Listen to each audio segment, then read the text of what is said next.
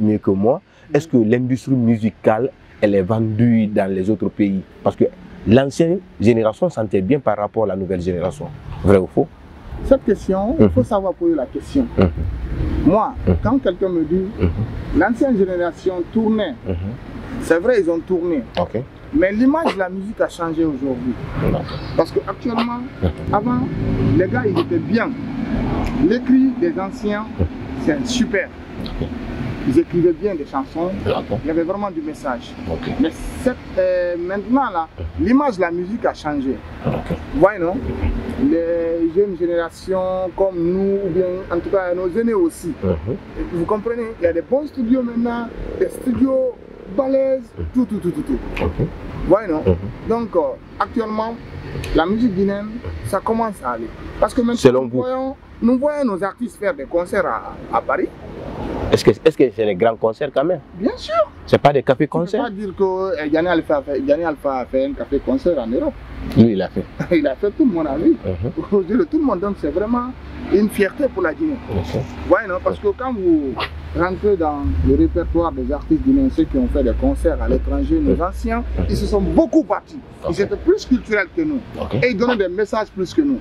Mais actuellement, la génération montante est aussi en train d'avancer à leur manière. Seulement, le message n'est pas comme celle de nos les anciens.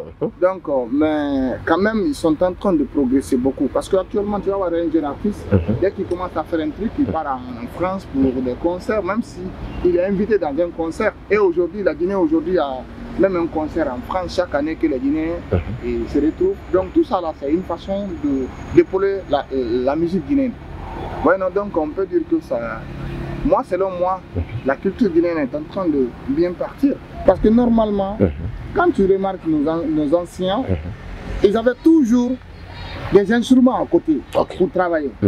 Les instruments traditionnels, ils ne se séparaient pas de ça. Ils étaient tout avec des instruments traditionnels, ou bien la guitare, et ils travaillaient à tout moment.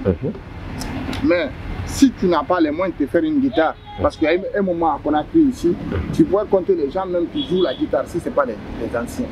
Mais aujourd'hui, cette génération, il y a plein de gens qui jouent à la guitare, il y a plein de gens qui s'aventurent dans beaucoup de styles musicaux.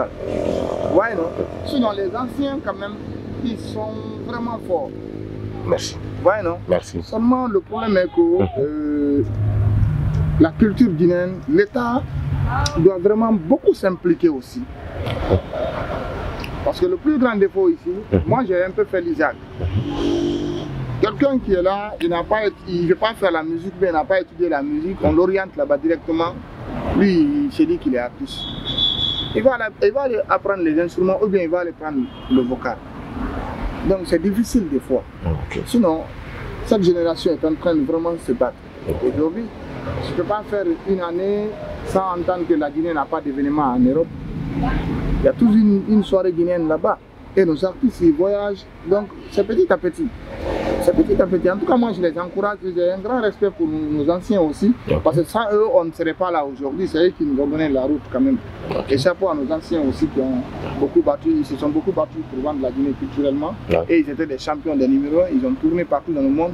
Ils ont fait vibrer l'Afrique. Chapeau quand même. Mais franchement, cette nouvelle génération aussi est à encourager. Parce que c'est pas facile. Mais je vois beaucoup de jeunes aujourd'hui sont devenus des ingénieurs. Parce qu'avant la Guinée, il fallait prendre des ingénieurs de l'autre côté. Quand tu vois. Pour venir faire des sons en Guinée ici.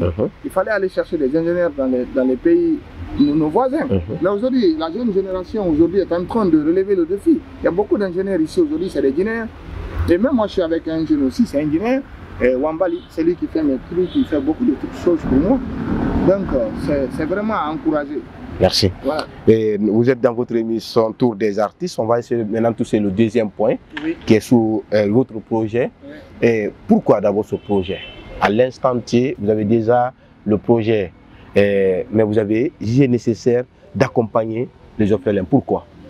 Bon. C'est parce que maman est décédée?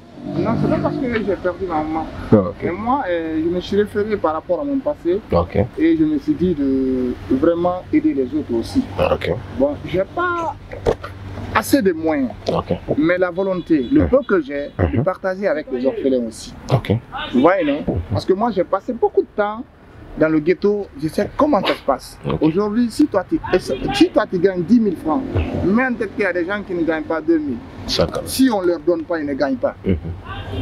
Si toi tu travailles pour avoir de l'argent, mais en tête qu'il y a ces gens qui, en tant qu'on ne leur donne pas, ils ne gagnent pas. Donc j'ai décidé de faire un concert caritatif. Et après le concert, je serai même accompagné par vous aussi, en tout cas un membre de votre média, Inch'Allah, et pour partager les dons dans les centres orphelinats, d'où dans nos communes. Maintenant, pourquoi vous avez choisi la commune de Somphonia? Parce qu'il y a beaucoup de communes, il y a la commune de Lambagny. Oui. Ah, mais moi je suis de la commune de Somphonia et là où on est, c'est ici qu'on a posé la première pierre de notre commune. Et c'est une occasion de remercier notre maire Madina. Madame Dansoko. Et franchement, moi j'ai un chapeau pour elle parce que quand j'ai parlé avec elle, j'ai compris qu'elle a vraiment quelque chose, que vraiment, le maire qu'on cherchait, c'est le maire là qu'on a trouvé maintenant. Parce que c'est ce que nous on cherchait. On veut des maires. Est-ce que c'est pas une manière de flatter la dame parce que tu es là? Non, mais c'est pas ça, sincèrement, c'est pas ça. J'ai eu à causer avec elle. Dans son bureau, j'étais avec mon équipe managériale. On a causé avec elle, on a fait au moins quelque chose de 30 à 1 heure. Elle nous a accordé cela. Malgré qu'on n'était pas prévu. On a insisté, on est rentré, donc elle nous a accueillis. C'est pas tout le monde qui fait ça. Parce qu'on n'a pas pris de rendez-vous. Si c'est des autres, ils prennent des rendez-vous. Elle peut nous dire le jour là, ah, j'ai pas de rendez-vous avec vous, donc rentrez. Mais vraiment, elle dit, ah, c'est des jeunes de ma commune, donc asseyez-vous, on va discuter. Elle a vu le projet, elle-même, elle a aimé le projet et elle a donné son accord de nous accompagner dans le projet.